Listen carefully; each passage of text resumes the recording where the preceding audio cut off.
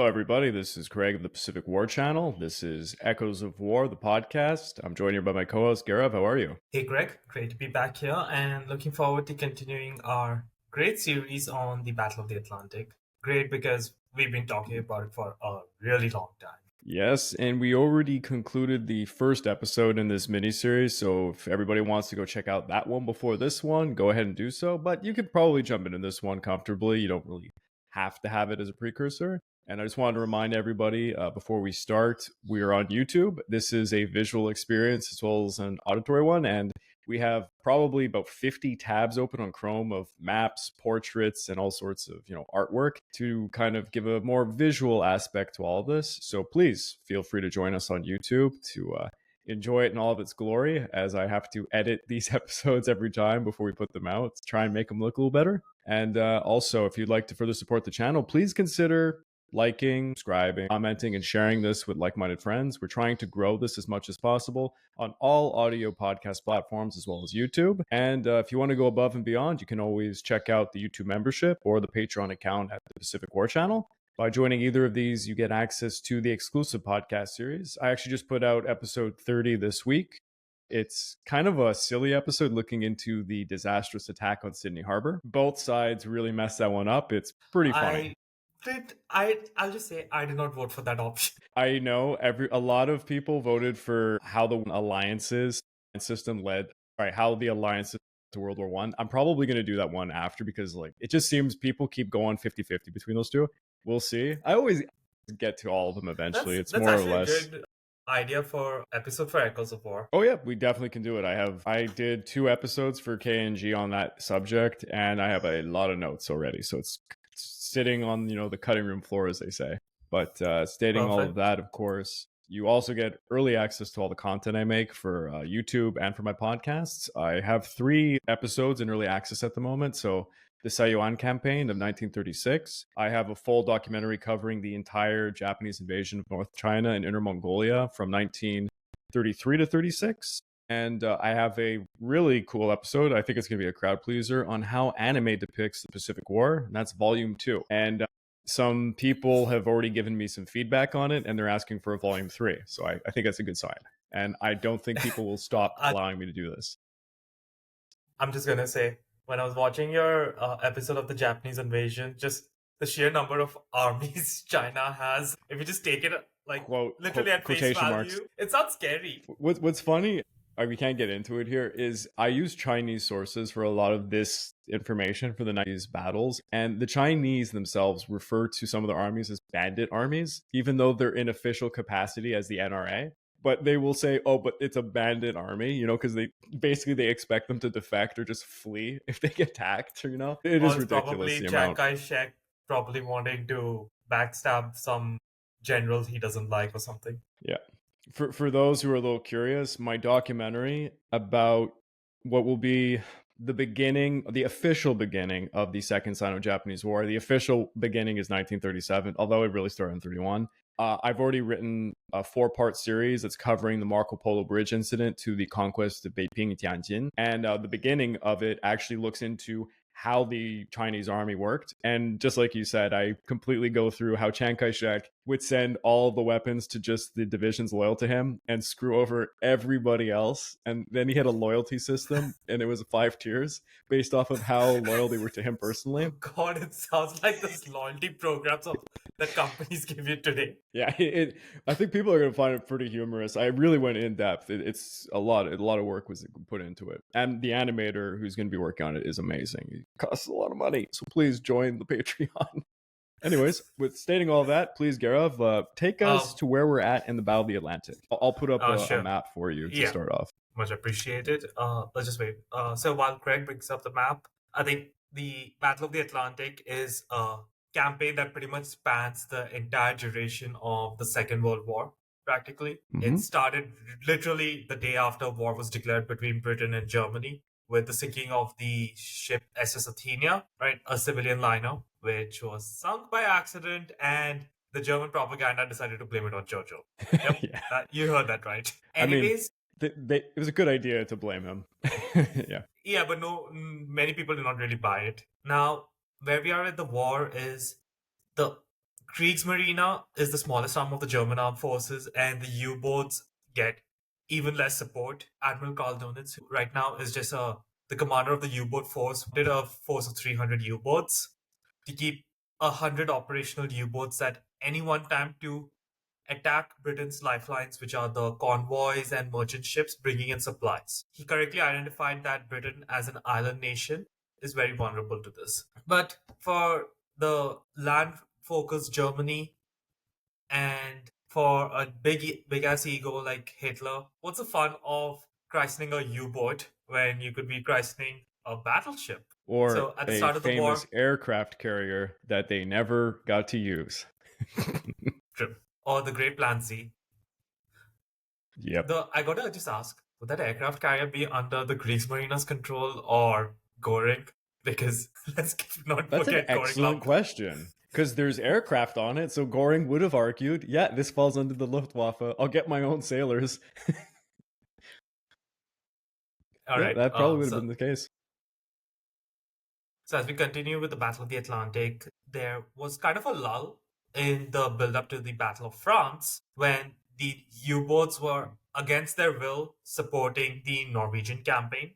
And then with the fall of France, Admiral Donitz is quick to seize on the French ports and sets up their base of operations.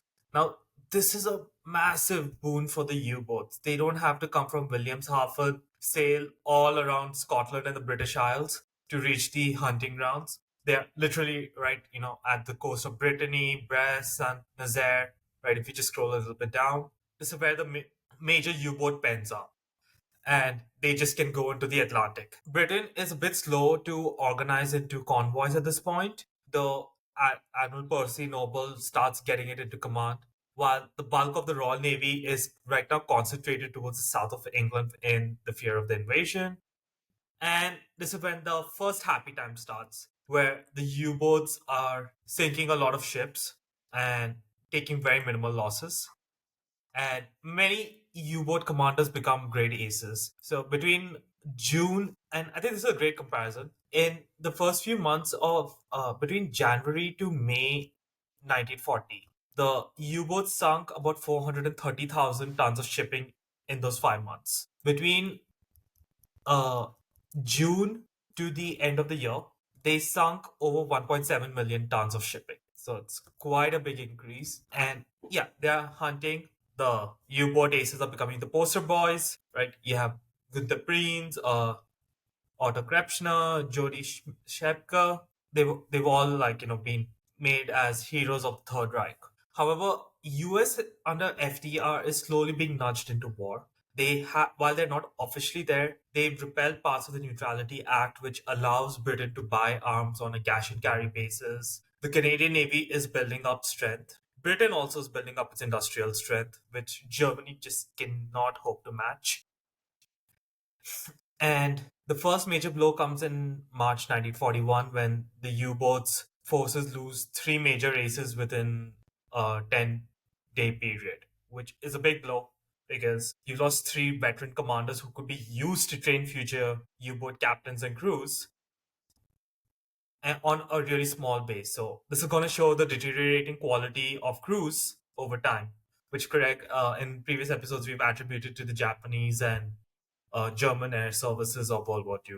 Yeah, great comparison. Convoy implemented, U-boats start only sinking either like single ships, those that are too slow to sail with a convoy or too fast. They've also implemented the Wolfpack tactics, though there are also some clashes with the American forces as Roosevelt has extended the Pan-American safety zone, I think right up to Ireland. So US ships can escort US merchant ships right up to that point. And a couple of months before the US entered World War II, the Reuben James was actually sunk by a German U-boat. So that was the first official sinking of a US warship in World War II.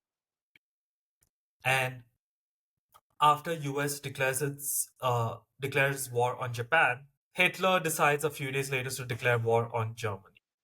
War on the United States, because he's the instigator. He does not have to react. He has to act. And this has just now given the US free reign to commence its assault on the German forces.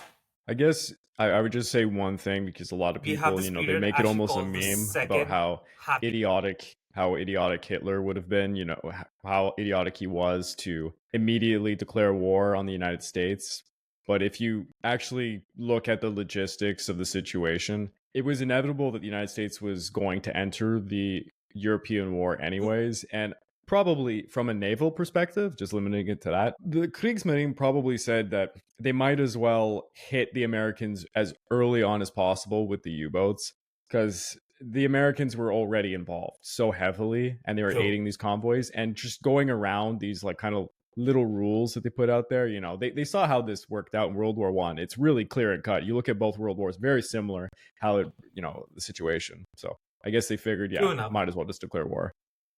It's a fair decision because inevitably there would start to be clashes. And since the United States is already under arms, technically, they are mobilizing their military strength to go out against Japan, which is going to involve a massive naval buildup. That same strength can also be utilized against the Germans. And I guess one other thing you can think about is I've actually never even thought of anyone bringing this Duration of up. From the Germans' perspective, when America declared war, sorry, carry on. yeah, just continue, correct? Oh, I was just going to say that from the German perspective, when the United States declared war on Japan, from their perspective, if they declare war on the United States, now the United States is facing a two-front war. I mean, it's completely unreasonable to think the United States is threatened at all. It's not like the Germans are going to do much other than going down the St. Lawrence River a few times. But yeah, it kind of stretches them, I guess. It is at this time, starting in December 1943, 1941, that Admiral Donitz sends his 5 Type 9 U-boats to the American East Coast. These are larger U-boats.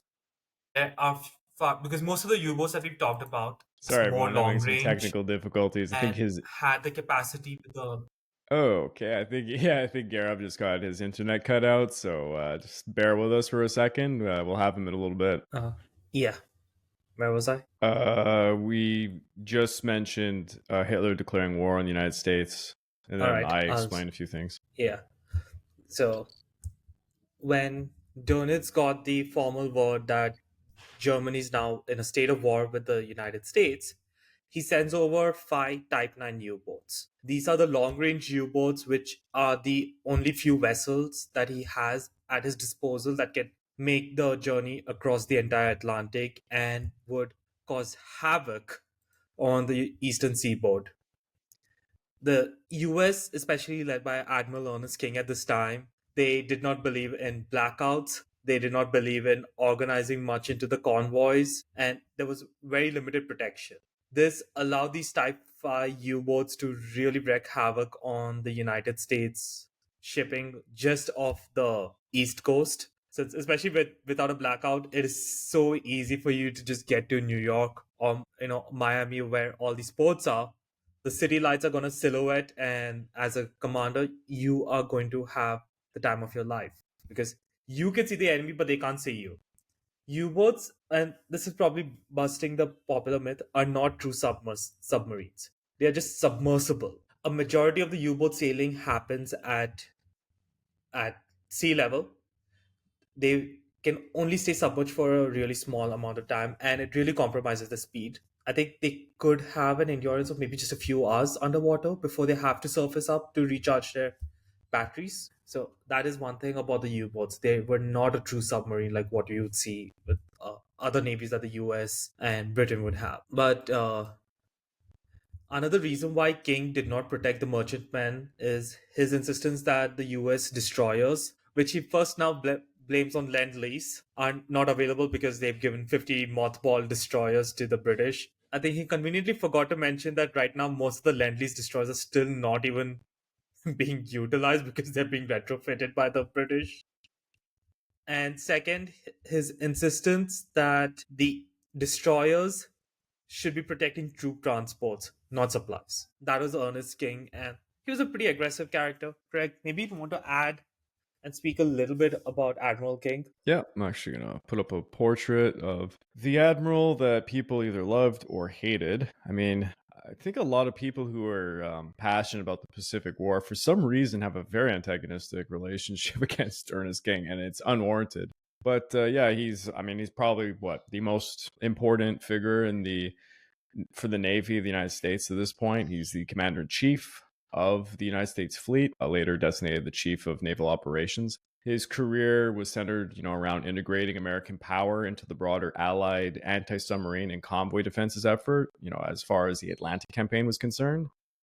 Prior to the United States entry into World War II, King had actually pressed for more aggressive U.S. contribution to convoy escort and ASW coordination, advocating for increased escort forces and air coverage across the Atlantic. Once the U.S. did formally join the conflict, he coordinated closely with the British Canadian allies to try and synchronize escort groups, convoy routes, and air patrols, recognizing that success really did depend on unified action across the services and allies. It was actually pretty difficult at the start of the war. There's this Yeah, I know. great, and it's actually some, we should mention this. Britain and Canada you could consider as one entity Yeah, because of political allegiance, and the US were a coalition partner. They were never formal allies in any sense. that's true. Yeah, that's very true. It's actually a misconception to call them allies in a way, to call it a coalition victory. Yeah, But it's true.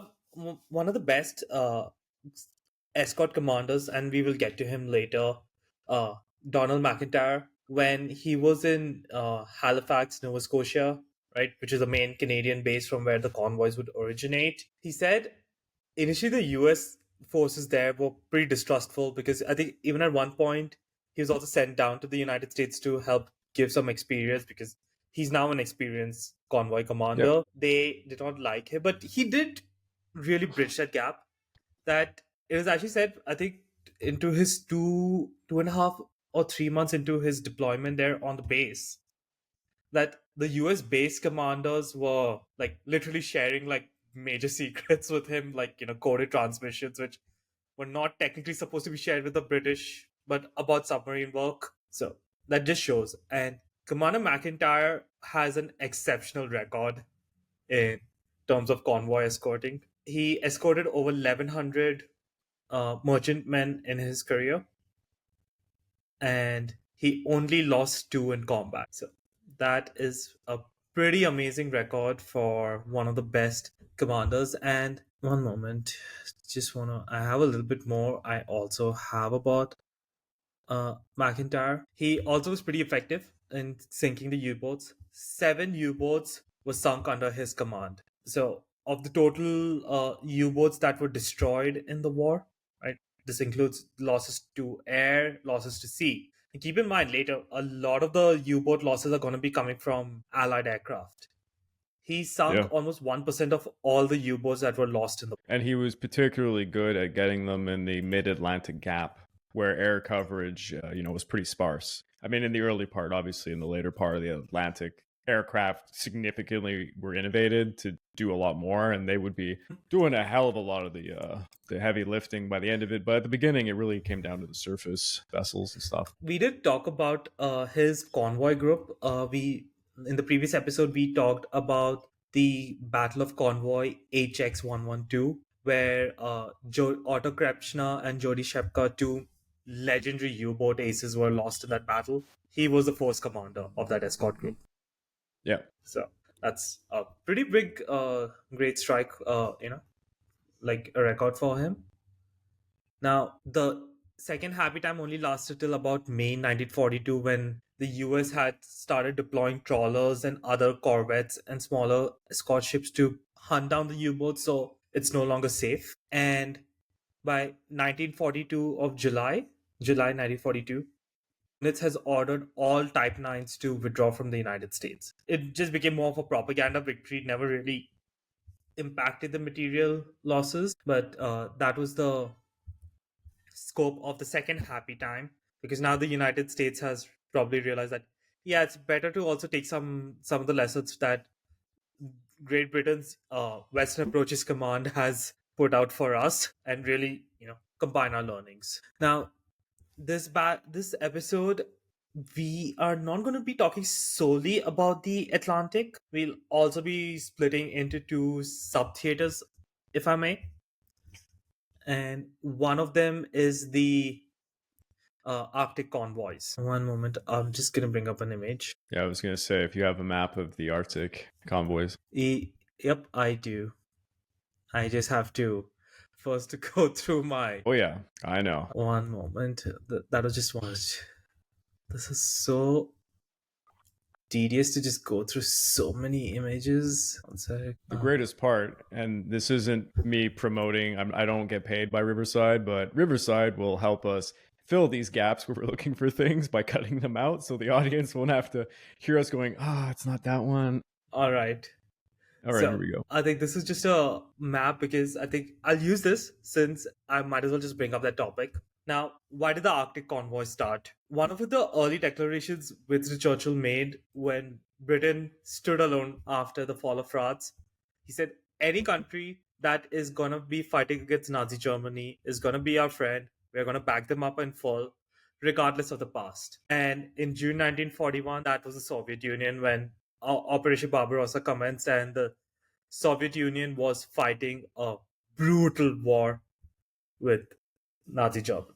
Stalin and Molotov, who would be flying out quite often to talk to the British and Americans, wanted supplies. Now, unfortunately, most of the Soviet ports were in really piss poor condition, to say the least. Now, what they decided to do was they had to send convoys because they needed to replace the colossal military losses.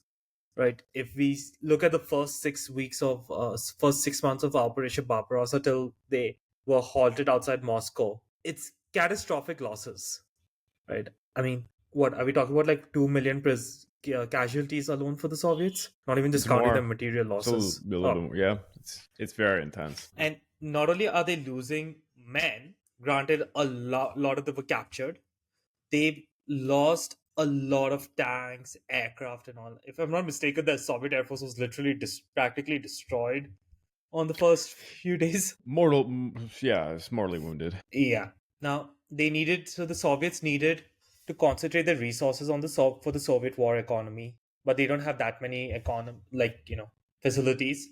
And this time, Stalin had also started moving away production to the Ural Mountains to ensure they were out of reach of German aviation. And they needed aluminium, they needed tungsten, they needed lead. And when Molotov actually gave these requests, including these particular metals, these non-ferrous metals, I can't tell you how happy Churchill was to hear that, because it means that the Soviets are wanting supplies to have a long war. Right, they're not ready to throw in the towel yet, especially considering how Britain's first big ally of the war, France, capitulated. He can understand their joy.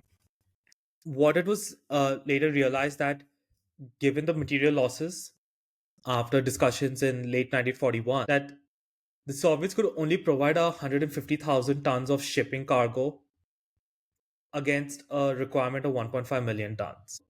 The Americans and British accepted that the onus was on them to find most of the shipping, despite commitments to other theaters, right? Britain and America fighting in the Pacific, Britain also maintaining its presence in the of its home fleet and home defenses, Battle of the Atlantic and the Mediterranean. And the primary force that was responsible for this was actually the home fleet of Britain, who would be providing the escort and merchant ships for the Arctic convoys. And Churchill did give a commitment to the Soviet Unions to send a convoy to the Arctic ports of the Soviets every 10 days.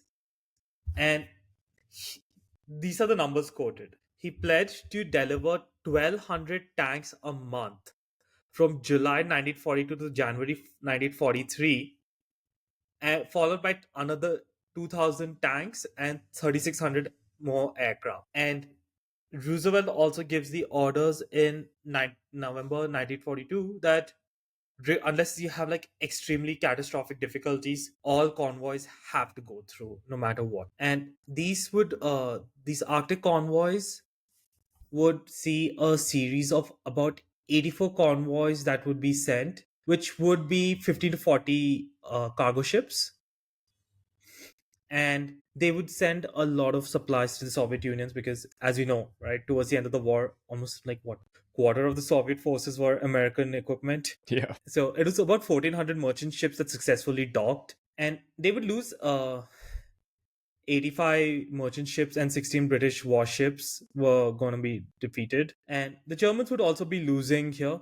They would lose a battleship, 3 destroyers, and 30 U boats, and many aircraft. That's the not supposed, because they could not send supplies throughout the year like the Atlantic. Battle of the Atlantic did not have a pause. Sure, in the winter months, it was much rougher weather that they'd have to sail through, but they would be able to go through. But once the ports iced up, yeah, you don't have a chance.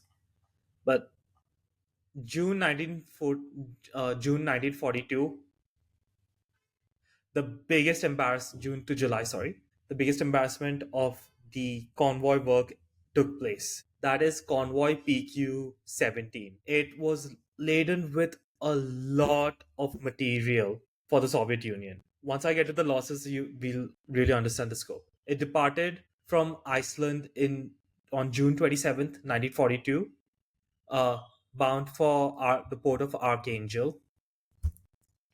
And it was a massive convoy. So, as you can see on the map, they're going to be coming up from the north and then going down, and somewhere at the bottom of the map is the port of Archangel, which is where the Soviets would be replacing the supplies, right? If you follow the red line. And it was 35 merchant ships with several auxiliaries and a escort force. It was having 200,000 tons of Lend-Lease supplies on that. Just let that number sink in. 200,000 tons. That's a big one. Yeah. And the convoy was pretty well protected at the start. They had a close escort of destroyers and corvettes and a distant covering force that included several battleships and cruisers. Right. So the main escort force is still the typical corvettes and destroyers, which is normal, but you had everything nearby. And that is when a big one sec. I need to bring this up because this is the only great thing this ship ever did. I think you know who I'm talking about. By the way, the Russian pronunciation is Archangelisk, I think, for Archangel, whatever we're calling it. I'm so sorry if I mispronounced it, but I'm probably mispronouncing it, and this is fully acknowledged that being the guy narrating the Kings and Generals Eastern Front Week by Week podcast, I getting a lot of shit every week for mispronunciations of some Slavic towns, so I do apologize. I'm trying my best. This vessel was the reason that the panic would start. This is the German battleship Tirpitz. It was the sister of the Bismarck. And its only great accomplishment was scaring the bejesus out of the Royal Navy without ever firing anything. Ever doing a fucking thing. Yeah. Yeah. So, one moment, I'll just get back to you out of the screen. But you know, I play World of Warships, and the Tirpitz is one of the most beloved warships. It's insane. It has a cult following, that ship. Yeah. For doing absolutely nothing. It hid well, camouflaged. True enough, the amount of resources the Royal Navy and Royal Air Force expended it did a job. Yeah. It did its job. That's for sure. That's actually the perfect fleet and being strategy. Yep, it's exactly that. Yeah. So on 4th July, due to the threat of the German Tirpitz moving, because Ultra Decrypts did give the First Lord of the Sea, Admiral Dudley Pound, the information that the Tirpitz was raising a weighing sail, getting ready to set sail to, move. And they panicked and assumed that it's gonna go after Convoy PQ-17. And the irony was, the Tirpitz was indeed getting ready to set sail, but it wasn't even looking at the convoy. It literally was just gonna go to another Norwegian fjord like it would do for the rest of its life. And yeah, on the night of the 4th of July, Admiral Sir Dudley Pound, the First Lord of the Sea, made the unilateral decision of the cruiser force to withdraw westward at high speed. This was sent on the 4th of July at 9 p.m. in the night, 9:11. At 8 minutes later, another signal. Convoy is to disperse and proceed to Russian ports. Like saying, yeah, your heavy support, the distant covering force, which had battleships and cruisers, ships that could actually damage the torpedoes, withdraw right away, even though we're going to outnumber them. Though, in fairness, they did not have air cover, and close to the fjords, the Luftwaffe was going to be there. And Definitely at a 9:30, threat.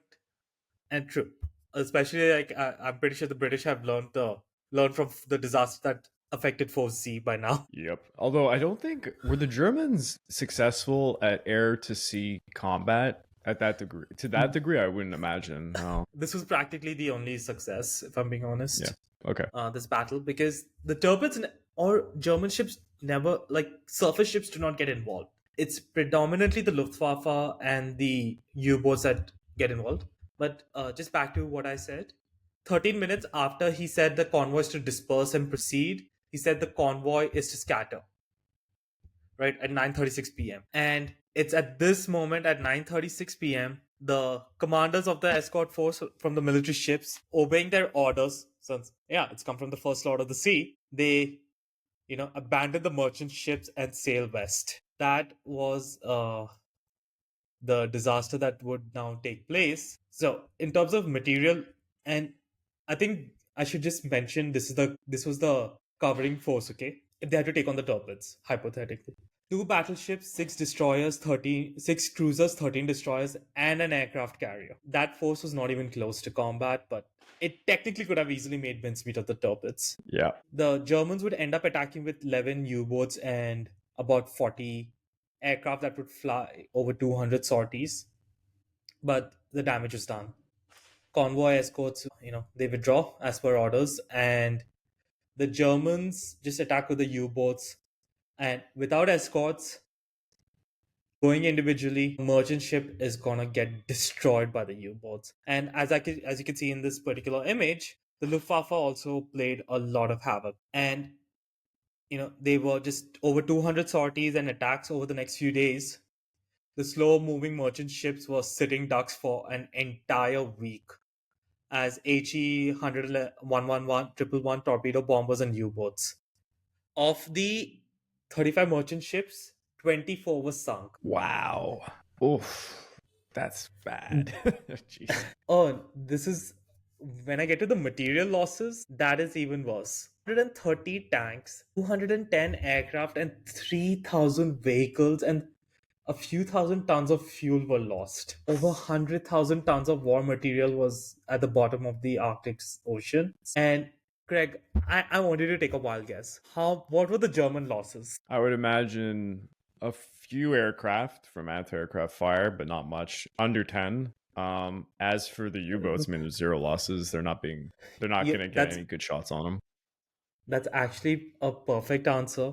The Germans suffered only 5 aircraft down. Jeez. Yeah. Makes sense. But this was the battle of Convoy PK-17, and it was quite a blow to Admiral Dudley Pound, and that really caused him to lose a lot of favor with Winston Churchill. Especially And given Ultra at this point, right? yeah, they did get it, but one of the biggest things of Ultra is they still had not got the latest code books yet. They did get the Enigma Okay. rotor, and Ultra takes time to decrypt. Yeah, of course. It is Okay. it's not instant information for anybody, and that is a big problem. So if you want to plan and intercept about something like, say, the Germans launching, say, the attack on Stalingrad or Operation Citadel, right?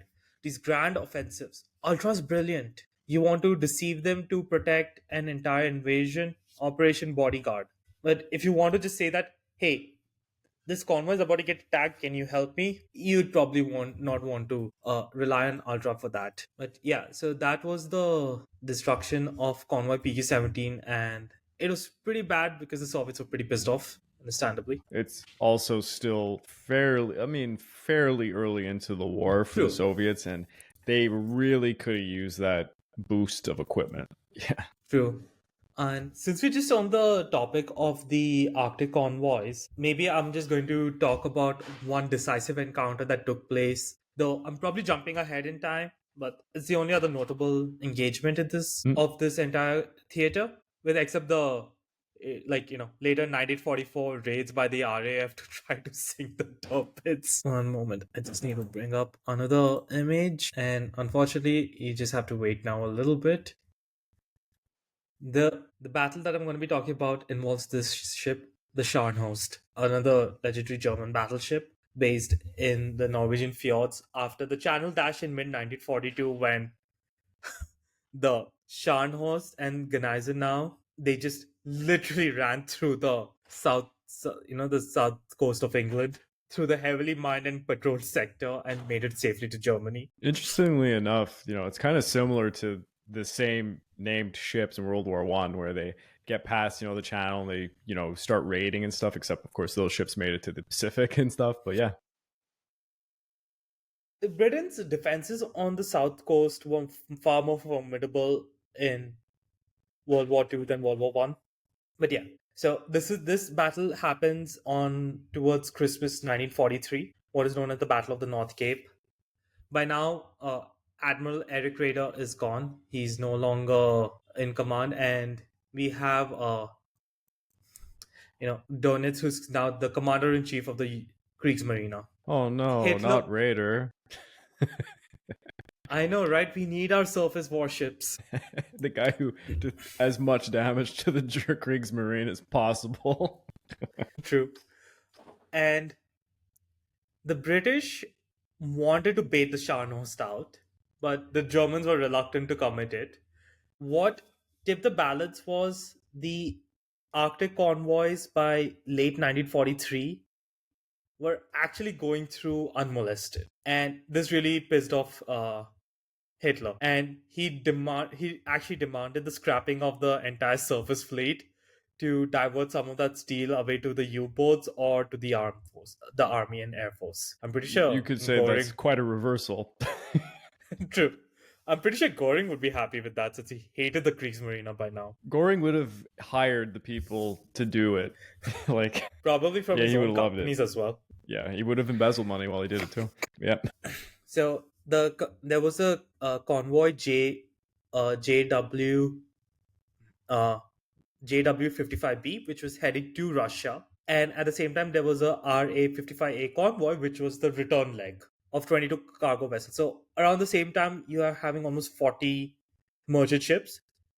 So Donitz kind of managed to placate Hitler and said, like, hey boss, yeah, I'm going to show you that the Scharnhorst at the surface fleet still has value. So on 24th December, the Scharnhorst set sail with 5 destroyers as an escort to try to take out these 2 convoys. The primary target is obviously convoy JW55B, since it has the materials. Better to at least attack the ones which are carrying the goods rather than the empty ones. Unfortunately, this force is commanded by Rear Admiral Eric Bay, and unfortunately for him, he's operating with inferior radar. Pretty early on, he loses track of all his destroyers, and while he does make some pretty good estimates where the convoy could be, he does not find the convoy. Instead, he finds 3 British cruisers waiting for him, and they are already scouting for him. One is the HMS Norfolk, and the other is a pretty famous ship that we still see today. It is the HMS Belfast. These 3 ships were already in pursuit of him, and he decides to retreat and start moving back to the Atlantic coast, because he realizes he's not going to be able to fight such a force on his own. And as he does, the Norfolk, which is a heavy cruiser, gets a pretty lucky hit.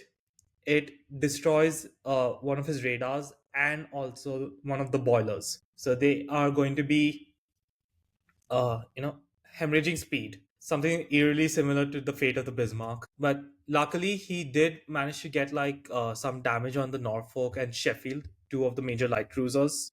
Thanks, Greg. Much appreciated. And so it's only the HMS Belfast that is now pursuing. So it's a light cruiser against a battleship.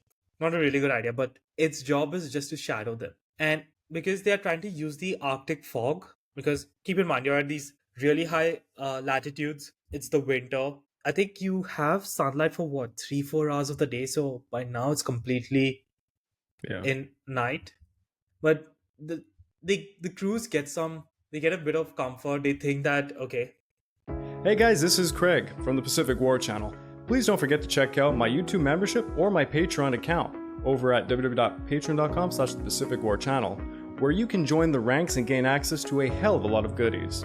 At the base minimum, you get access to the exclusive monthly podcast, early access to all of my content, voting rights for what subjects I will tackle next, and at higher tiers, I have much more goodies to come.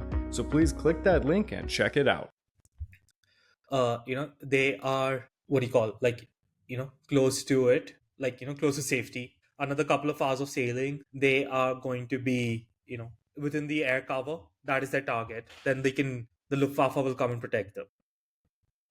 And on Christmas Day at 1617, it is detected, the Scharnhorst on radar. Not by the Belfast, but by the Duke of York. The British battleship has been waiting to pounce. And it is able to detect the Scharnhorst at a range of 45,000 yards. And the Germans are not even aware yet. At 1648 on that night, the Belfast fires star shells to illuminate the Scharnhorst.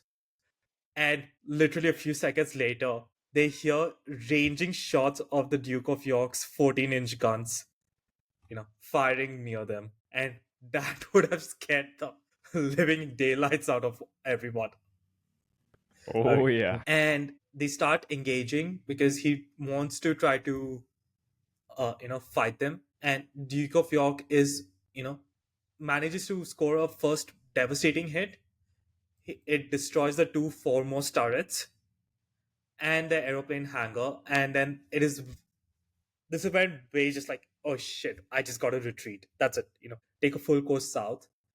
But the Norfolk and Belfast have started to engage it, while Duke of York is now coming in with another heavy cruiser, the HMS Jamaica, also joining in. And at 1724, Bay just sends a desperate signal. He's like, I'm surrounded by heavy units. And he does get a very minor success while he tries to open the distance. After that, two of the 11-inch shells damage the foremast of the Duke of York, which really just caused some splinters and destroyed one of the radar control systems. And they do not know this. And they kind of think for 1 hour that they escape. But at 1820, 6:20 in the evening, a shell fired from the Duke of York at a very long range, not as good as Warspite's range, mind you.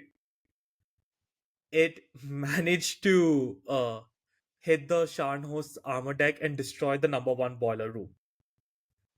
That temporarily cut the Scharnhorst speeds from its over 30 knot maximum speed that it was sailing at to 10 knots. For a few minutes, it was going at that speed before the crews managed to work admirably, and the immediate work allowed them to recover to a speed of 22 knots. However, this has allowed the British to close in, and now they're also having destroyers coming in. At 6:50 p.m., the Scharnhorst turns to engage the destroyers.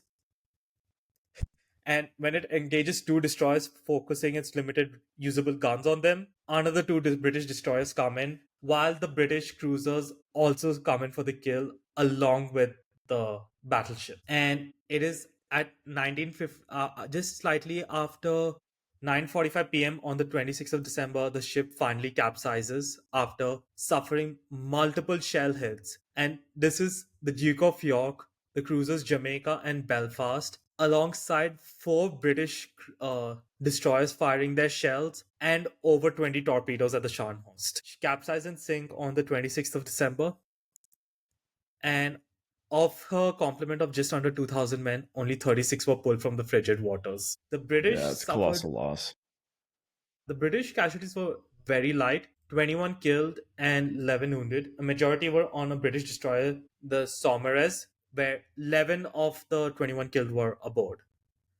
And the HMS Norfolk, one of the first heavy cruisers that made contact, which did get a big hit, was damaged but suffered the rest of the casualties. And then the convoy went through unmolested. But yeah, that was pretty much the end of the Arctic convoy threat. Because torpedoes is torpedoes, it's just gonna hide. One of the things I really love of this battle is the aftermath. Because Admiral Bruce Fraser, who's who mind you right now is Commander-in-Chief of the Home Fleet. He had a small dinner to celebrate with the officers aboard on the Duke of York. And he said this: Gentlemen, the battle against the Scharnhorst has ended in victory for us. I hope that if any of you are ever called upon to lead a ship into action against an opponent many times superior, you will command your ship as gallantly as the Scharnhorst was commanded today. So it's a matter of, I really like this respect that I think naval folks seem to have quite a bit. It's kind of, I guess, a bit similar to pilots who go against each other. It's a little different than the land battles. Yeah, but this was practically the end of any threat that they had for, in the Arctic zone. Because now the British are, with the deteriorating situation of the Luftwaffe, majority of the air forces in the Norwegian area are going to be withdrawn to the Eastern Front and the Italian Front and to the defense of Germany. And the British are just going to be wasting a lot of resources trying to find the turpits in one of the missing fjords. But that was the Arctic convoys. Now, Craig, I would like if we switch theaters and go to a southerly direction to, yep, thank you, the Mediterranean, where our good friend, the island of Malta, is. Yep. Just leave this to you. For those who haven't been following us for a while now, we actually did an entire episode dedicated to, I guess you call it the Siege of Malta or the campaign of Malta during World War II, because it is the focal point of the entire campaign in the Mediterranean Sea. Malta is absolutely the most important factor in all that. But just to talk a little bit about, briefly about the history of kind of the Siege of Malta, it unfolded as a long-running struggle in the Mediterranean theater, and it was central to Britain's defense of all the vital convoy routes to the Suez Canal and Gibraltar. So as you can imagine, if you're looking at the map that we have shown, one side you have Gibraltar all the way in the west, and then all the way in the east, you have Alexandria and the Suez Canal. So to go past this, you have Italian submarines, Italian surface fleet, you have the Axis surface fleet and U-boats that kind of periodically enter into it, as well as enemy French surface fleet vessels, although I guess No, they're not totally... They did not participate at all. That is confirmed. They didn't participate, but they were a fleet in being, kind of. They were an implicit threat that just never actually happened. Because, the threat was always if the Germans took the boats. But... True enough. And we could also just argue for this thing that Malta was also perfectly positioned to also interdict the Axis supplies to North Africa. Yeah. Where the Italian army and Africa Corps were kind of like, fighting the 8th Army. Yeah. So it was the perfect base of operations to protect the Allied convoys and to be offensive against the Axis convoys, which, as Gaurav alluded to, comes heavily into play with the North African campaign. Initial conditions, this is 1940, Malta was heavily fortified. It had limited resources, but it really was a rock. The island boasted a modest population concentrated around Grand Harbor, a trio of airfields, a submarine base, very important, that submarine base, and extensive, coastal defensive networks. You're talking every caliber gun, anti-aircraft guns, everything. They were prepared for an invasion at all times. The Royal Navy... Which mind you, Mussolini wanted, but with the Germans to take the lead. Yeah, I'm going to get into Mussolini majorly fucked this up. Get into it. So the Royal Navy, they bolstered Malta with, submarine operations and ship guard duties. And of course, the Royal Air Force, their early strength consisted of just, sea gladiators in terms of what Malta was looking at. And then later it gets much better for them, of course. The British and Maltese forces... I think by 1941 they start getting at least the Hawker Hurricanes. Yeah. Initially, they were concentrating on defending, the airfields, the harbors, and Grand Harbor, and all of its facilities. And of course, at the beginning, it was Governor General William Dobbie, and the air officer commanding was Maynard. Italy's entry into World War II was, around June 1940. And the Maltese air and naval battles pivoted on Malta's convoys and, a dynamic air campaign. Within the first months, Italy was conducting some heavy raids against Malta, prompting some counter raids from the British and some convoy operations. But despite the fact Italy had this window of opportunity to just straight up invade amphibiously Malta and could have been successful, Mussolini just didn't do it.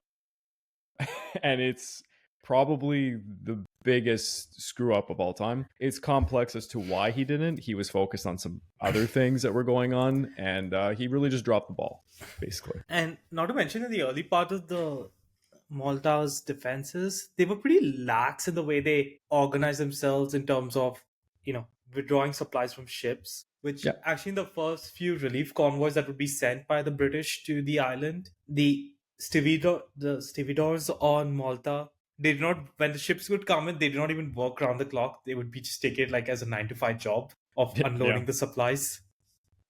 So at the beginning. as you can imagine, that did not work well. So Mussolini became fascinated with his stupid idea of resurrecting the Roman Empire. Basically, he initiated the North Africa campaign, and he diverted a lot of resources into attacking Egypt. And this was immediately at the cost of not performing just a concentrated effort against Malta. And this completely bit him in the ass later on, as I think we alluded to in our episode. Cappuccino machines were pushed back. Yeah. There's far too many convoy and surface engagements to even mention when it comes to the Mediterranean theater. You have things like Operation Hurry, which was like seeing some hurricanes being delivered to Malta, Operation Hats, and subsequent other convoys, XS, MB8, and some others were delivering, provisions, fuel, reinforcements, all the things that Malta needed to keep it in the fight. And because from the Allied perspective, they thought there was going to be an invasion of Malta at any moment. It never really came to be. Early Axis advantage in the air was marked by mostly the Germans. The Italian air fleet did some stuff, but it was really the increasing German effort when it came to putting down Malta, we'll say, like keeping them neutralized. And these are, because of German aircrafts like the Bf 109s, Ju 87s, the 88s, and the Bf 110s, of course. And they had an air siege. Malta bad. Yeah. They would periodically do these air raids, and they would increase and decrease over time. And it's honestly, if you're looking at a chart, it's like it goes up and down when the Germans get involved and stop getting involved. And this really hurt the Eastern Front, by the way, for the German war effort. It's just a big sidetrack for them. Axis control. If I'm not mistaken, it was an entire Flieger Corps that was operating in southern Italy at this time. Yeah, dedicated just to this, that could have gone to the Eastern Front. Axis control of the central Mediterranean intensified in 1941 when Rommel's Africa Corps pushed towards Egypt. And even, wasn't it Rommel himself who wanted to lead an invasion of Malta instead at some point? I think at the very start, though, I think Kesselring that really was more supportive of that idea. Yeah, it was Kesselring, sorry. Rommel just did not care because Rommel never cared for supplies and logistics. Okay, so it was Kesselring who was championing it. Okay, I wasn't sure if it was Rommel or he was against it, but yeah. But Rommel just wanted his glory. He doesn't care because supplies will just magically appear. Of course, but so Rommel, when he shows up to Africa under Operation Sonnenblume, he does exceedingly well. He's a very aggressive commander. Couldn't do anything logistically though to save his ass, but he gives it to the British. Churchill rations were great. Yeah, he loved them. Malta endured sustained bombardment and high losses the entire time, multiple raids and surface engagements, trying to hurt Malta as much as possible. But Malta's strategic use, it simply outlasted the Axis. Operation Excess, for example, which was early 1941, and subsequent other efforts ferried thousands of tons of supplies and hundreds of personnel. I think Malta's fortunes really changed because for a while in the early parts of 1942, it was battered so badly, even that submarine force there, which, mind you, were devastating Axis supplies, had to move out. Malta's fortunes, I think you could say, changes in June 1942 onwards, because first, Air Vice Marshal Keith Park takes over the defense of the island, and he's able to utilize the resources quite well. And do you want me to speak a little bit about Pedestal? I wasn't sure how far you wanted me to go ahead into 42 because, It's fine, I think, because we need to just cover Pedestal because this was the last all-out attempt by the Allies to reinforce Malta to prevent its capitulation. And I can't think of any convoy that was ever better escorted. 14 merchant ships and 2 fleet oilers, being escorted by 4 aircraft carriers, 2 battleships, 7 cruisers, 32 destroyers, 11 submarines, and 8 other support ships. Yep, definitely. And just one thing I'll mention. Just prior to Pedestal, the Axis had resurrected the original idea of an amphibious invasion of Malta. It was going to be known as Operation Heracles. But it never came to be. They ended up canceling it because they just couldn't juggle all the resources. So again, the Germans screwed up the same way that Mussolini did at the very beginning. They did have an opportunity, probably, to do it.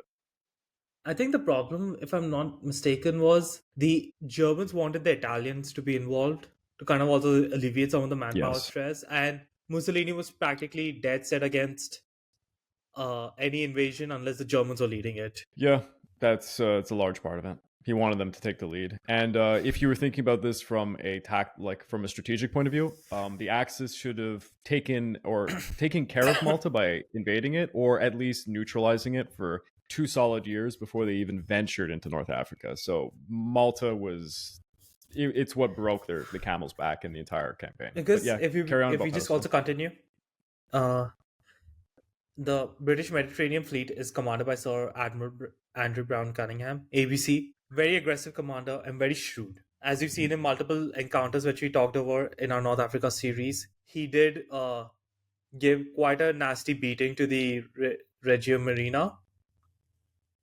And Italian submarines were actually pretty easy to be hunted. And even the German U-boats actually struggled in the relatively shallower waters of the Mediterranean. The reason after Operation Pedestal, Malta started to recover as a submarine base, it was destroying Axis convoys later. And even the Air Force would start also, destroying the convoys as well. And if I remember correctly, when we did our North Africa series, I think after September 1942 onwards till Jan 43, right? Which was the Jan or Feb. I think that's when the campaign ends practically. Yeah.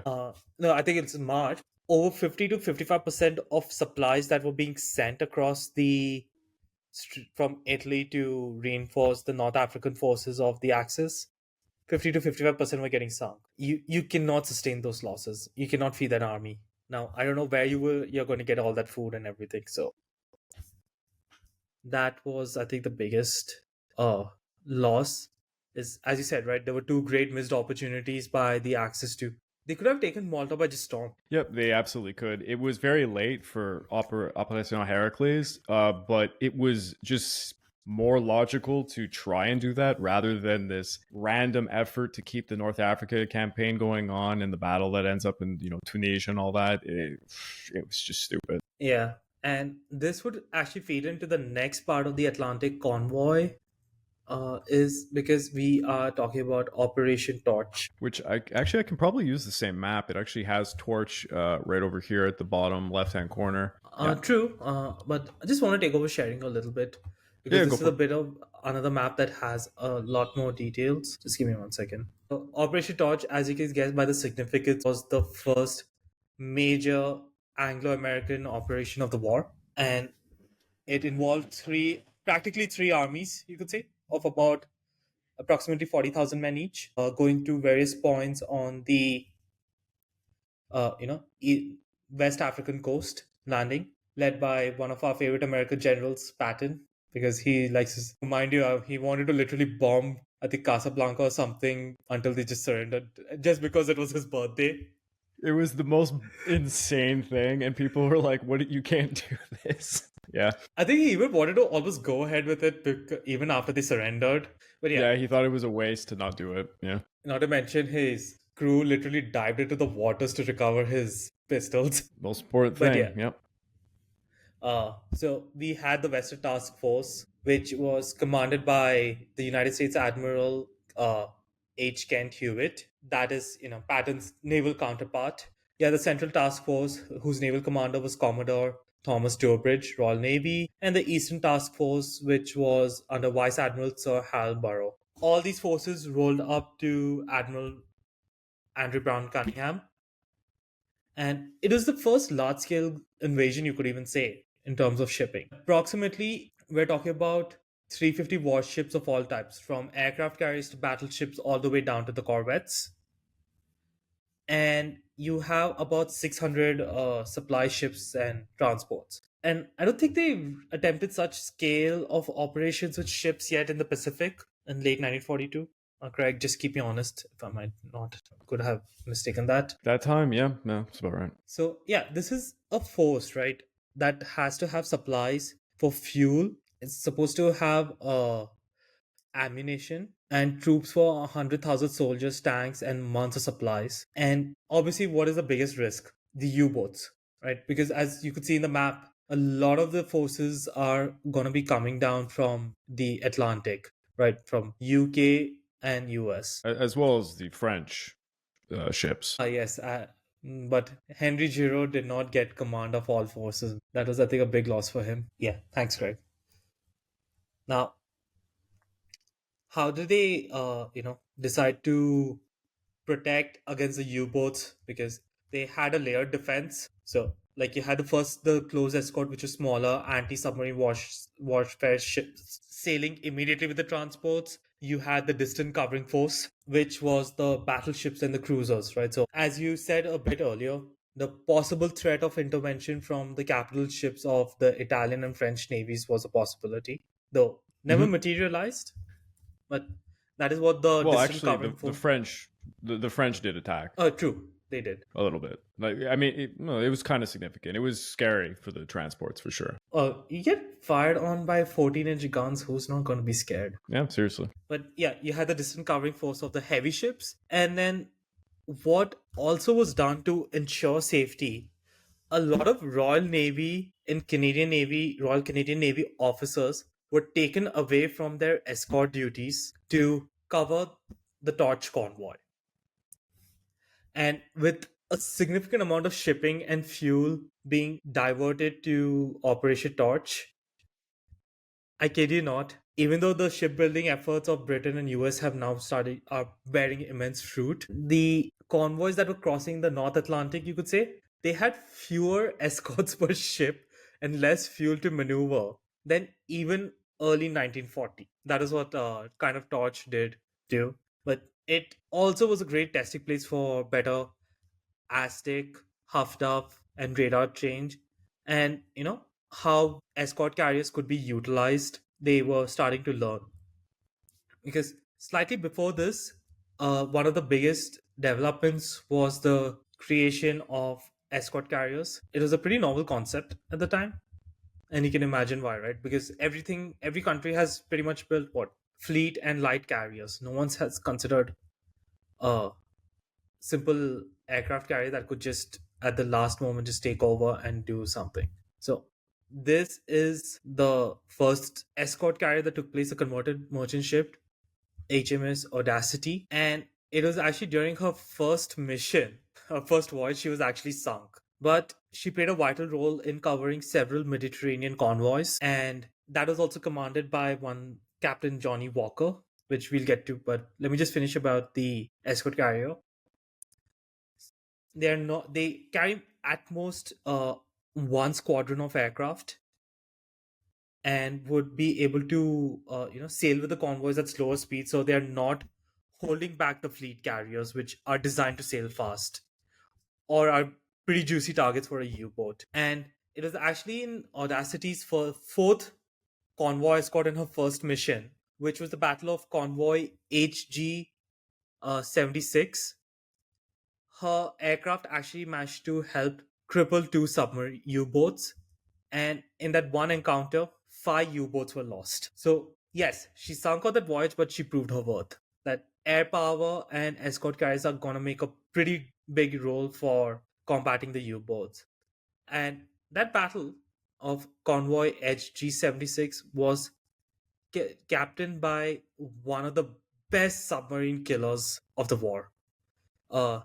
Captain Frederick John Walker, popularly known as Johnny Walker. Greg, would you like to speak a little bit about him? Yeah, here I'm going to pull up a portrait of him. There we go.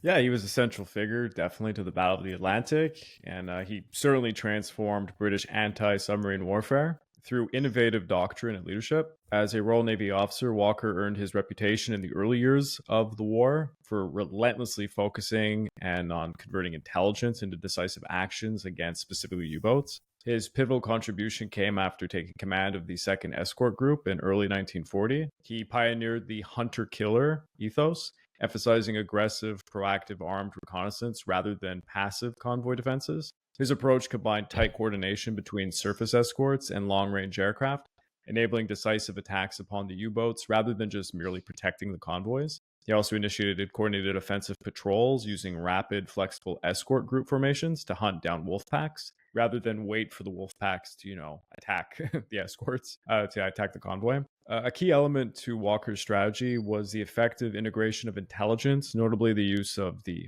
Enigma-derived code breakings and alongside other things like radar, sonar developments. By correlating position fixes, convoy routes, and U-boat sightings, he could vector his ships into contact zones more efficiently. And before the convoys would actually come under any threat, his emphasis on persistent escort screens combined with successful depth charging and coordinated depth charge patterns led to sustained reductions in U-boat effectiveness throughout the Atlantic. So that's a little bit about him. One of his most popular tactics was actually when the ASDIC or sonars pick up a particular sighting of a U-boat. The U-boat's main defense is to just, dive, hope they set a correct depth so that the depth charges are not gonna, impact them. His strategy was literally patrol that area relentlessly for a few hours. Just literally Makes starve sense. the U-boat out of its air. Yeah. That was his aggression. And this aggression actually also started to come into the Royal Navy and the Royal Canadian Navy at the same time by another figure, Admiral Max Horton. I think maybe we could just also talk about him because he is now the commander of Western Approaches Command. So I just put up a portrait of him. So Admiral Max Horton was also a pivotal Royal Naval officer whose leadership shaped the Battle of the Atlantic. He had a direct impact on the survivability of Allied merchant shipping. His career prior to the Battle of the Atlantic, he was a pretty established, capable, decisive naval commander just before the war. He was in a senior position at the outbreak of the war, and immediately he helped implement some aggressive convoy defensive tactics and some anti-submarine measures that stressed speed, flexibility, and improvisation. When he was appointed, he had a background in submarines. Even in the First World War, he was one of the first submariners of the Royal Navy. Yep, definitely. He's appointed Commander-in-Chief, Western Approaches, where he had to confront catastrophic losses due to German U-boats at the time, so he was given quite a heavy command to lead. He supported a controversial and effective tactic called Horton's Force, which was very bold, sometimes too aggressive. It involved, aggressive patrols aimed at locating and destroying U-boats, even at the risk of overextension for the convoys. These aggressive patrols disrupted U-boat wolfpack tactics, and it forced the Germans to think about how they're going around the convoy routes. It complemented guys like Johnny Walker's aggression. I've completely forgot to mention this. Under Walker, 20 U-boats were sunk by his ships. Yeah, it's an incredible amount. He was called the best submarine killer. Overall, Horton, he complimented anyone who was aggressive. If you wanted to think about him tactically, he was very aggressive naval commander. When it came to escorting, he preferred to find the enemy and neutralize them rather than let them come to the convoys. But he did also care for the men. He was the man that implemented the convoy rescue ships that would also be sailing with a convoy. Because when you're a merchant ship and you're under attack by a wolf pack, you don't stop to help. You stop to help, you are the next target. And it was still distressing. Many sailors recount the traumatic experience that if they were sailing without a rescue ship, they just have to sail on without them, and who knows if they'll ever be found again. And even the guys on the merchant ships would also no doubt feel utterly distraught. But it is a nice consideration for Max to really have these rescue ships to go. They were passenger liners or freighters. U-boats generally never even bother targeting it because they're not going to be carrying any personnel. Given you have limited torpedoes, you want to utilize your weapons for the most optimal target. And I think this is just a quote that really summarizes his aggression.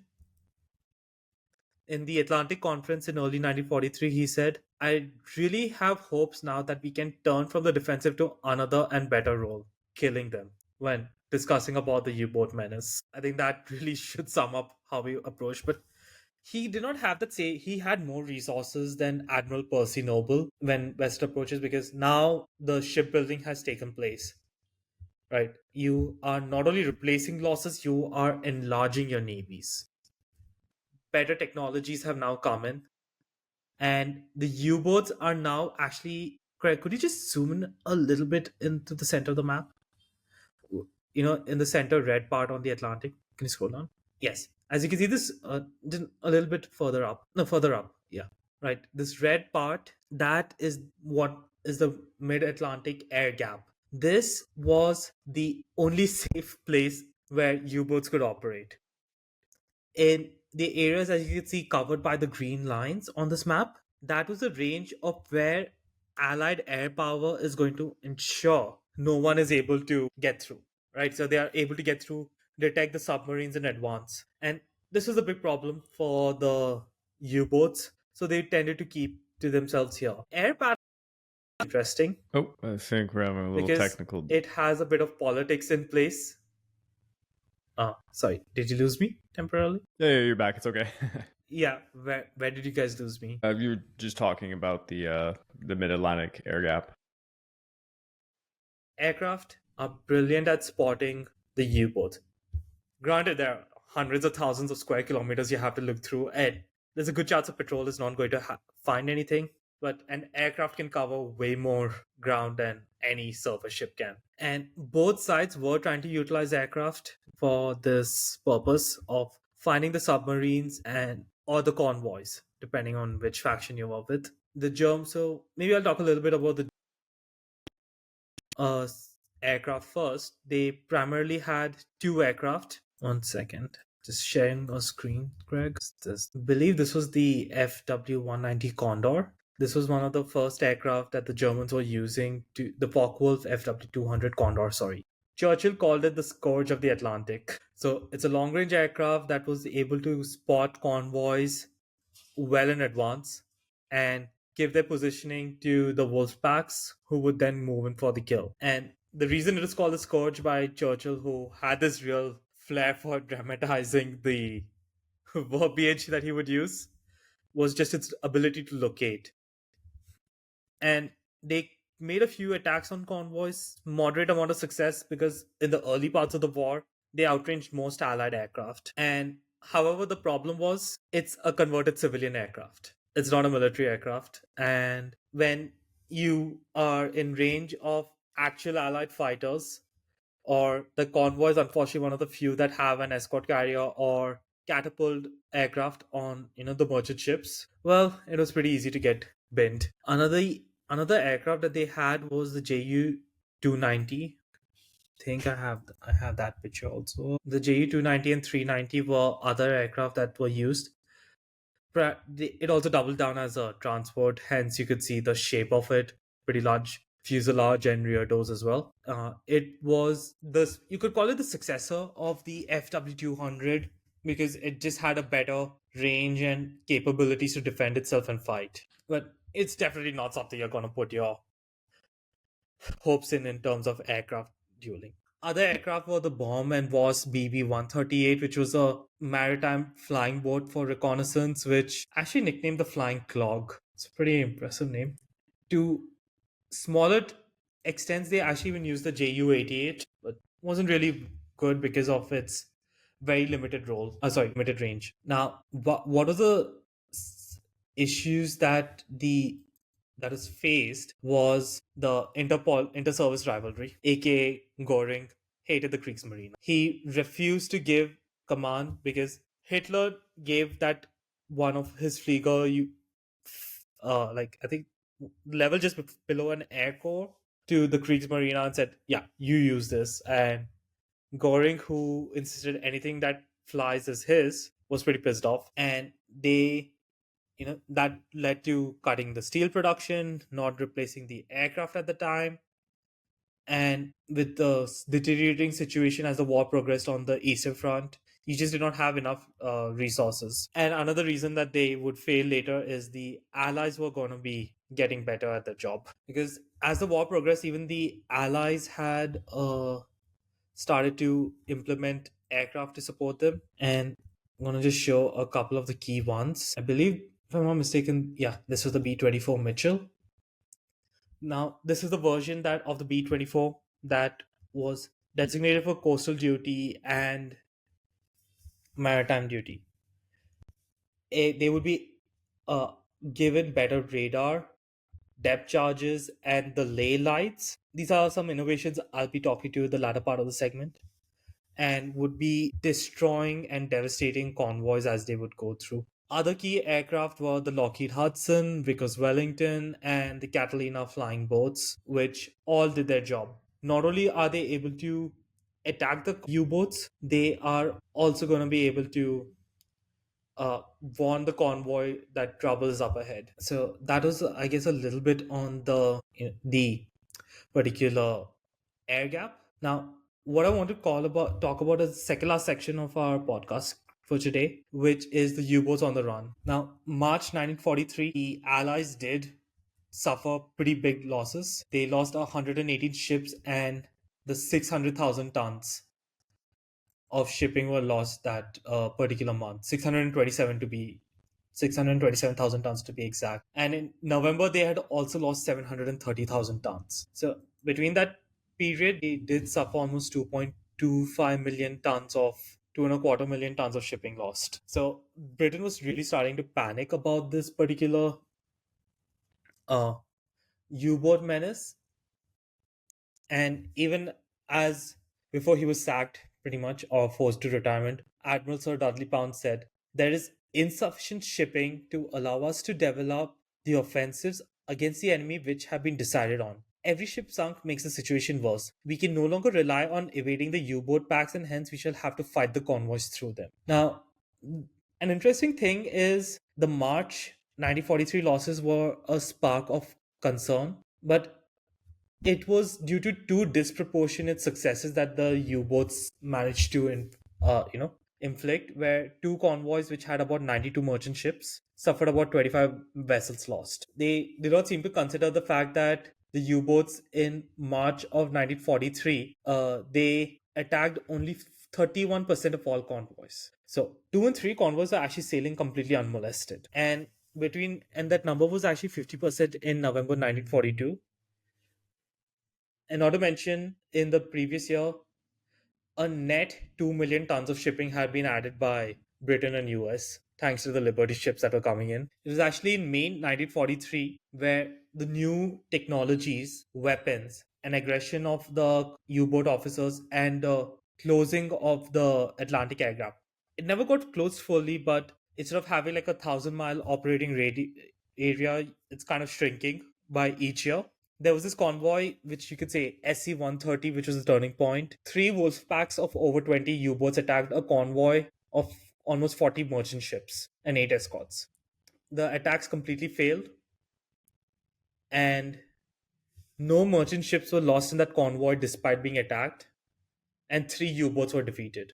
May 1943 was a disaster of a month for the U-boats because it was that month the U-boats, 41 U-boats were destroyed in just 1 month. That was 25% of the operational force. And it is after that, the mid-Atlantic gap was pretty much empty because donors just began to pull back the U-boats. So I guess that was where you could say like the Battle of the Atlantic has now completely turned. The U-boats, which had that reputation as being the silent prey, that apex predator, well, they are now the hunted. Now, both sides also did continue to develop a lot of new innovations of code breaking. I know we give Bletchley Park a lot of success, and that it was really well deserved. But the 41, which was the communication key used by the Anglo-American naval forces, and that actually allowed them to read into communications to know where convoys were and react accordingly. So I think that's don't really give them is that the U-boats, the Kriegsmarine did manage to do this, and it is actually Captain Western approaches on our information obtained by breaking Sorry, our when I ciphers. Yeah, I think I'm back. Sorry. yeah, sorry, you had cut out a little bit there. Where did you lose me? You're just talking about Bletchley Park. Yeah, so Bletchley Park gets a lot of credit for breaking the ciphers and codes, but the Germans, Kriegsmarine, did actually manage to break the Naval Cipher 3, which was the code that the British and Americans used to coordinate their convoys. And for a while, the British did not even know this, even though they had some warnings from the Americans that their ciphers could be broken. And it was even later acknowledged by one of the staff officers that some of the most successful convoys were, victims of those that had their transmissions intercepted and were broken. So that is one thing you got to give the Germans there. And the was a counter radar system, so the French, which could pick up the radio bands and radio frequencies used by the escorting warships that were having the radar that were trying to detect. So think of it as a counter radar per se, in for the most simplistic term. And this actually it's kind of like scramble the signal receivers, and they would actually even get an advanced heads up that, hey, there's a radar ship coming my way, which means there's a good chance it's actually either an escort group or a convoy that's coming to my way. And as a U-boat commander, you can just get the hell out of there and just reposition yourself. So it was actually a pretty neat advantage. The British, on the other hand, and the Americans made a lot of advancements. So I think this is one. This is you had a better sonar, ASDIC, and what I'm showing right. This is the Huff Duff on that is used. Together, all these three technologies, along with superior radar, the Type 10 radars that were fitted on aircraft and the various escort ships, they were able to find the U-boats at a much higher accuracy, and they could also try to pinpoint their accuracy below. The problem also, however, was for U-boats that were submerged. ASDIC is very hard to read. A lot of these ASDIC operators can easily get confused by a school of fish as much as it's a signal of a U-boat. So it's it's an art for the operators to be able to tell the captain of the vessel that, hey, this is nothing to worry about, or hey, this is a U-boat. But knowing where your enemy is, it's a pretty big advantage. This was some of the one advantage. Another was, I think you could just say, Britain and America's industrial strength, with the Liberty ships now reaching peak production. And we're talking about three 10,000 ton cargo ships being launched every 2 days. There's no point of Germany trying to sink ships if the Allies are just going to replace it with absolute impunity. Yep. So produce them. Now, this is something I do want to talk about because I think it's a bit relevant. Britain, at the start of the war from 1940, had this Dig for Victory campaign, which encouraged them to use flower beds, communal gardens to actually plant crops like potatoes and everything that can be grown at home.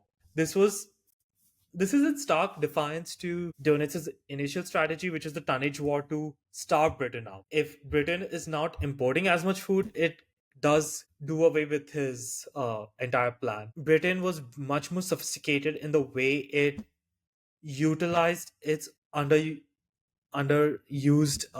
plots of land for agriculture.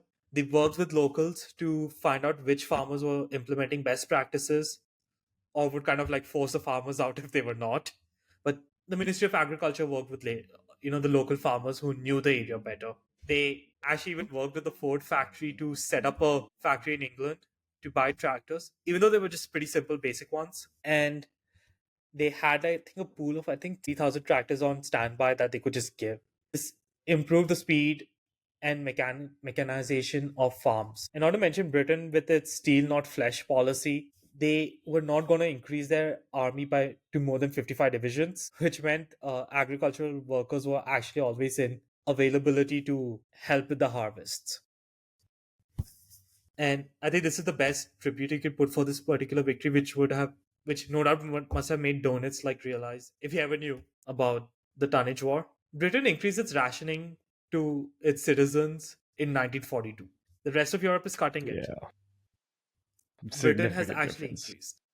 It boosts your morale of your entire population a lot. And one sec.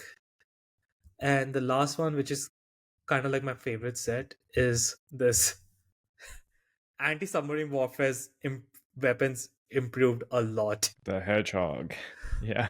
I love it. The primary weapon for the first part of the Battle of the Atlantic was the depth charge. So it's like a bomb that's programmed to detonate at a certain depth. So if the U and unless it really hits the U, even if it bounces off the U-boat but is not at the correct depth, it's not going to damage or explode. It requires the U-boat to be caught in its, like a blast radius to cause damage if it's going to be effective. The Hedgehog, on the other hand, is not. It is just going to be a contact device, and it was forward facing. So the commanders could just be charging towards a particular U-boat instead of having to get right under them to launch the depth charges. It improved your arc of fire. And to talk about its effectiveness, during World War II, the British used 5,174 depth charge attacks, and those claimed 85 U-boats. So it's a kind of like 60-to-1 ratio. On the other hand, they made 268 attacks with the Hedgehogs for 47 kills, just slightly under a 6-to-1 ratio. So it's 10 times more effective. I did mention about the use of escort carriers and such also joining in. Another thing was the larger convoys were also taking place. British professors actually calculated that. Sorry, let me take a step back. The standard grouping was 6 escort ships for 24 merchantmen. That was the accepted ratio of warships to convoy protection. British professors managed to take a study that 8 escorts can offer the reasonable, practically the same amount of protection to 48 merchant ships. So, if you were to even just do it mathematically, that frees up 4 escort ships for other roles to either escort other convoys or be part of like Max Horton and Johnny Walker's support groups that would just be roving around the Atlantic trying to find U-boats to kill. That was one. And then Western Approaches Command, they and the Women's Royal Navy Services played so many different war games, simulating past battles, going through communications, trying to think how the enemy were actually going to think, using ultra decrypts, whatever information they know about their own forces capabilities, the enemy's capabilities, and pass that knowledge on to the merchantmen and escort commanders. And that it's not exactly easy to identify, but it definitely would have had a tangible impact on the way commanders would be working through when actually under attack. And the last tactical innovation you could call was the ley light. It was it was like a big aircraft equipped light that could suppress U-boat activity. So a lot of the U-boats would be operating and moving mostly at night to avoid being detected by the roving Sunderlands, B-24s, whatever that may be. This light could be used to find and illuminate the U-boats and detect them pretty effectively at night, forcing them to submerge. So you've taken away their greatest asset, mobility, as well. So these are the multiple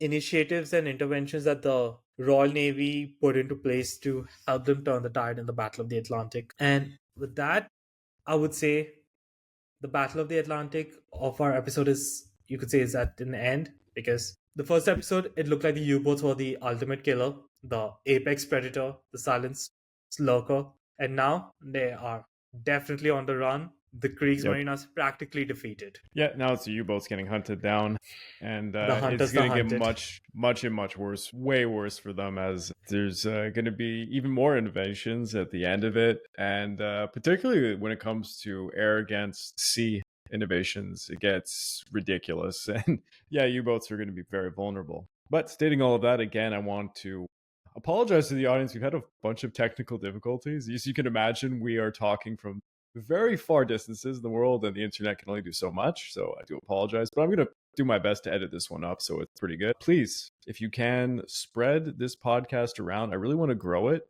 It's hard to get on like the top lists for history podcasts on Spotify, Apple Podcasts, and such. And really hoping to, defeat some of the other big boys out there. And if you like, join us on YouTube where you get the visual experience, all of the innovations we were talking about. We had pictures to show them. We've had quite a few maps and even charts showing the tonnage difference per month of the year. And if you like to go above and beyond, consider checking out the YouTube membership at the Pacific War Channel on YouTube or my Patreon account at www.patreon.com/Pacific War Channel. By joining either of these, you get the same experience. It's access to the exclusive podcast series. It's about 30 episodes and ongoing at this point. Get early access to all the content I make and voting rights to the subjects I'll tackle next. Big thanks to Gaurav. We're going to be concluding this in the next one. Will it be a three-parter? Yeah, it'll be the final. We'll talk about their desperate sallies at D-Day. Oh, yes. It's going to be very exciting. So join us next time for the conclusion of the Battle of the Atlantic. Till next time.